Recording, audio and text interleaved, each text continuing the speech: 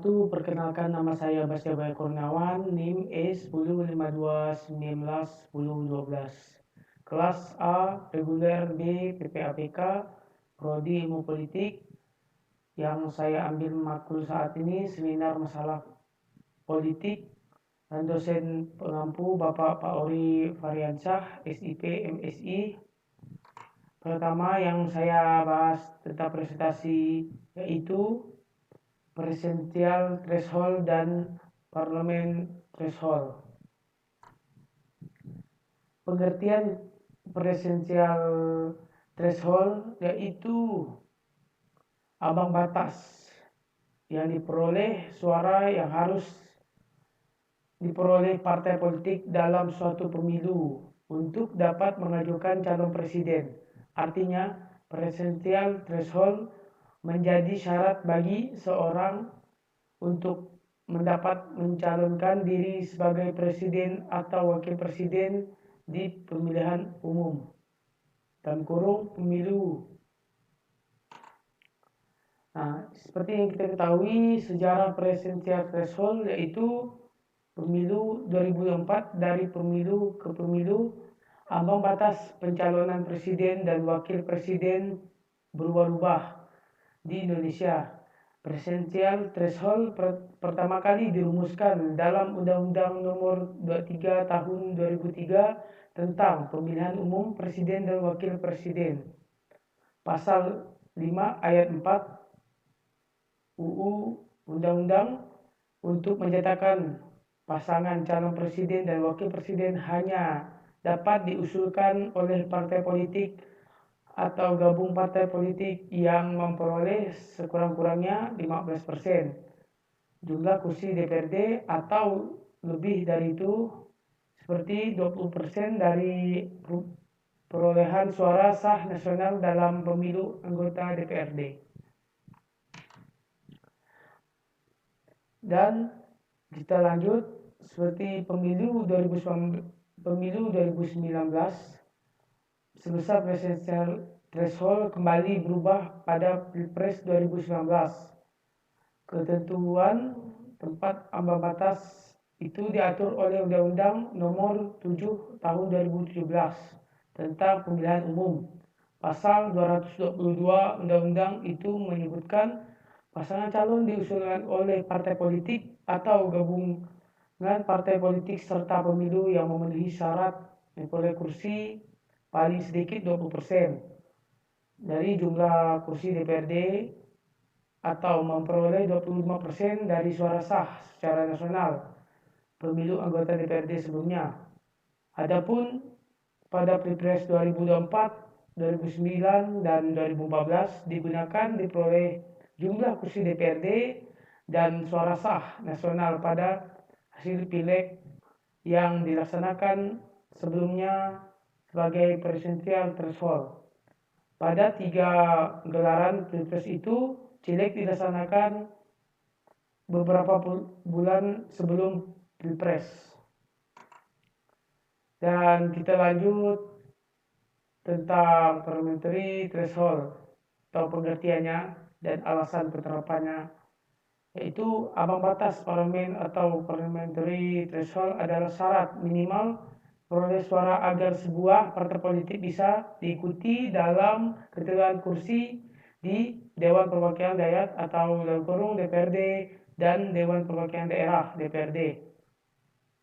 Menurut Jurnal Penelitian Politik LPIPI yang berjudul Penyelenggaraan Partai Politik Melalui Parliamentary Threshold atau Terapan Kedaulatan Rakyat (2019).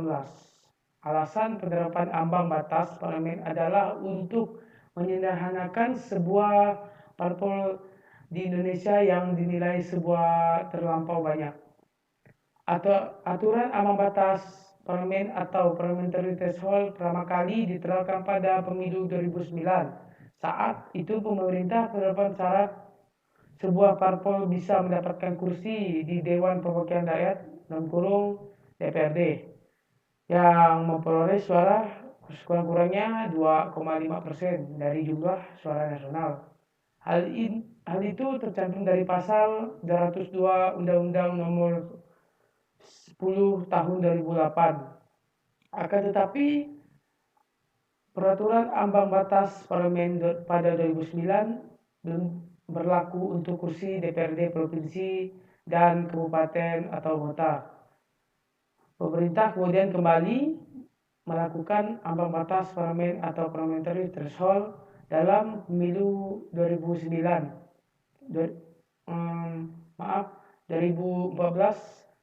Saat itu diperoleh dalam pasal 208 Undang-Undang Nomor 8 Tahun 2012 ditetapkan batas peroleh suara lebih tinggi, yakni 3,5% dari jumlah suara nasional.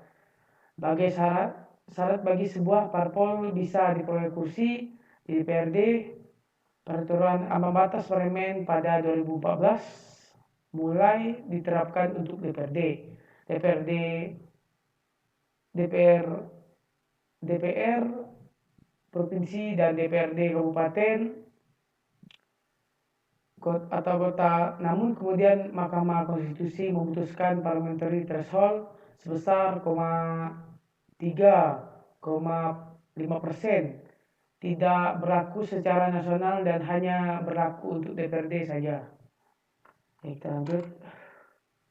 Undang-undang pemilu tak akan direvisi secara presidensial threshold. Puan meminta putusan DPRD diperoleh sementara pada Pilpres 2019. Ambang batas yang digunakan adalah peroleh jumlah kursi DPR dan suara sah nasional pada pemilu anggota DPR periode sebelumnya. Hal ini karena pelaksanaan Pilpres dilaksanakan serentak pada April 2019. Pilpres 2019 kembali diikuti dua pasangan calon, yakni Jokowi Ma'ruf Amin dan Prabowo Subianto Uno. Jika Ma'ruf tampil sebagai pemenang dengan peroleh suara 5,50%, mengalahkan Prabowo dan Sandiaga yang mengantongi 44%, 50 suara. Kini jelang Pilpres 2024, isu tentang presidensial threshold kembali mencuat. Jumlah pihak ingin ambang batas pencalonan presiden dan wakil presiden dihapus karena nilai membatasi demokrasi. Ya, sekian presentasi video yang saya bahas pada hari ini. Kurang dan lebihnya kata-kata yang kurang berkenan ya mohon dimaafkan, karena setiap manusia punya kesalahan dan ambang batas kekilapan. Saya akhiri. Waalaikumsalam warahmatullahi wabarakatuh. Salam.